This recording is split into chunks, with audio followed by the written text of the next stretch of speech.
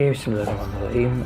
Assalamualaikum warahmatullahi wabarakatuh, kawan-kawan semua. Jadi sini aku akan menjelaskan soal politik apartheid yang terjadi di Afrika Selatan.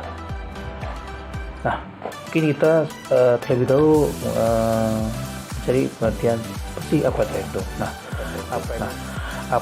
Apartheid itu adalah kebijakan politik rasial yang diterapkan di Afrika Selatan pada tahun 1948. Nah, dari dalam sistem tersebut terjadinya pemisahan hak dan juga kewajiban antara ras kulit putih dan ras kulit hitam yang disahkan melalui undang-undang. Nah, jadi memang sebenarnya kasus apartheid ataupun kebijakan ini sudah dimulai pada awal abad ke-20 gitu. Jadi di mana ketika saat itu Inggris menjajah Afrika Selatan.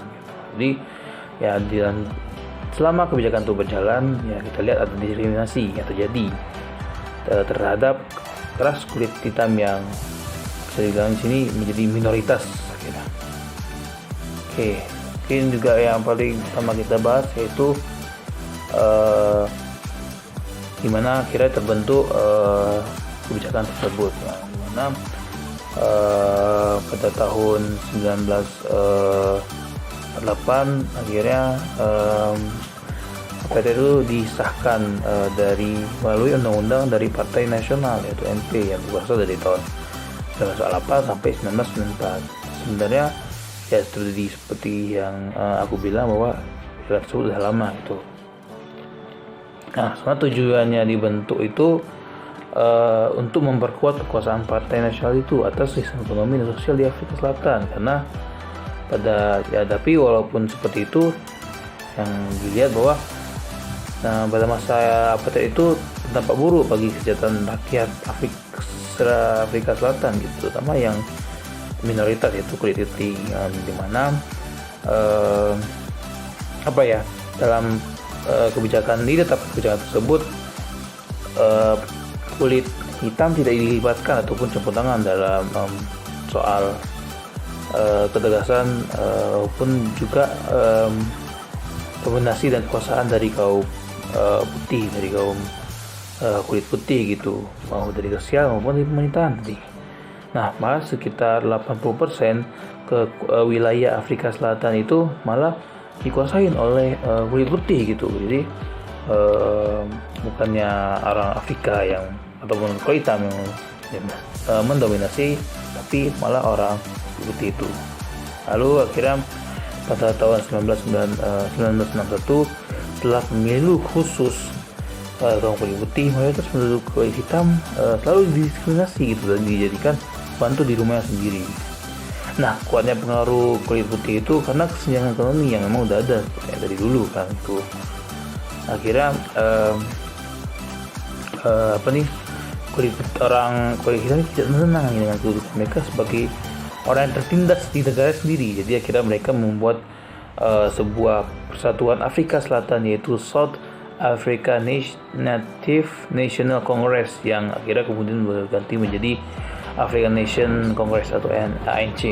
Nah, jadi ANC ini kemudian meminta kepada pemerintah agar kaum kulit hitam mendapatkan kesempatan dan hak yang sama gitu. Namun usulan tersebut ditolak malah oleh pemerintah, dan akhirnya ANC mengutus utusannya ke Inggris untuk minta bantuan perlindungan terhadap pemerintah kulit hitam gitu, yang akhirnya juga ditolak oleh orang pemerintah Inggris gitu. Nah, kira ini yang parlemen di Afrika Selatan yang sudah dikuasai oleh kulit putih menghilangkan hak-hak kaum kulit hitam, yang salah satunya peraturan yang dilakukan oleh kaum kulit putih kepada kaum kulit hitam ialah Native Land Act yang pada tahun 1938 yang menyerahkan lebih dari 90% tanahnya kepada kaum putih yang berjumlah 1,5 juta orang. Saudara, kurang dari 10% tanah dibagikan kepada orang kulit hitam gitu. Nah, akhirnya setelah berjalannya kebijakan tersebut, ada salah satu tokoh kulit hitam yang memiliki peran gitu, yaitu Nelson Mandela. Nah, pada tahun 1961 Nelson Mandela bersama anggotanya di di mana nih, ANC ingin bahwa kekerasan di negara tidak dapat dihindari dan harus sangat berlawanan dengan kenyataan yang ada. Jadi kira mereka ingin adanya perdamaian tanpa kekerasan, tapi sedangkan pemerintah pada saat itu menanggapi dengan kekerasan gitu. Pada tahun 1985, Presiden Afrika Selatan saat itu memberi tawaran pembebasan bersyarat pada Nelson Mandela yang pada saat itu ditangkap gitu kan oleh pihak dari Afrika Selatan. Tapi Nelson Mandela menolak hal tersebut dengan menulis sebuah pernyataan yang dibacakan oleh anaknya Zinzi pada pertemuan di Soweto. Pernyataannya, ia hanya mau berunding dengan pemerintah sebagai orang bebas dan ANC juga dibebaskan. Perjuangan dalam menyuarakan anti-apartheid ini membuat Nelson Mandela sampai keluar masuk penjara untuk kesekian kalinya. Disebabkan oleh pertentangan yang dilakukannya yang dia menentang soal kebijakan apartheid ini. Dia akhirnya dengan tekanan dari yang dilakukan oleh Nelson Mandela pada tahun 1990, masyarakat dan juga ANC atau African National Congress dan presiden yang menjabat waktu itu ini VW de Klerk menarik kembali larangan terhadap Kongres Nasional Afrika dan partai-partai politik yang berhaluan kiri. Dan akhirnya pun Nelson Mandela dibebaskan dari penjara dan pada saat itu undang-undang apartheid mulai dihapuskan secara perlahan hingga akhirnya pada tahun 1994 untuk pertama kali pemilu digelar tanpa diskriminasi di Afrika Selatan dan partai ANC kemudian meraih kemenangan besar dengan Nelson Mandela menjadi presiden kulit hitam pertama di Afrika Selatan.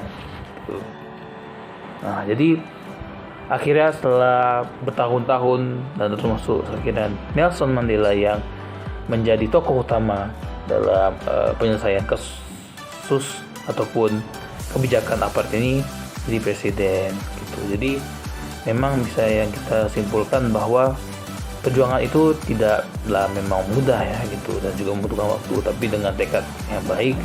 Pertama ada tokoh yang memang besar pengaruhnya itulah yang akan membuat kasus apartheid ini bisa hilang dan juga tidak terlaksanakan kembali gitu. Karena ya ini menamanya bahwa ada diskriminasi gitu antara rasa kulit putih yang paling tinggi sedangkan kulit hitam yang paling rendah. Nah, terima kasih kawan-kawan atas penjelasan saya yang singkat ini dan mudah-mudahan itu menjadi pembelajaran dan masukan pada kita untuk kedepannya. Sekian dari saya. Wassalamualaikum warahmatullahi wabarakatuh. See you.